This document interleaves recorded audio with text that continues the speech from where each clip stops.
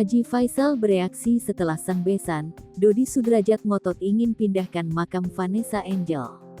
Kesungguhan Dodi tersebut ditunjukkan dengan telah mendatangi pemilik makam Taman Makam Islam Malaka, Jakarta yaitu Sukri. Aksi Dodi Sudrajat itu rupanya telah diketahui oleh Haji Faisal.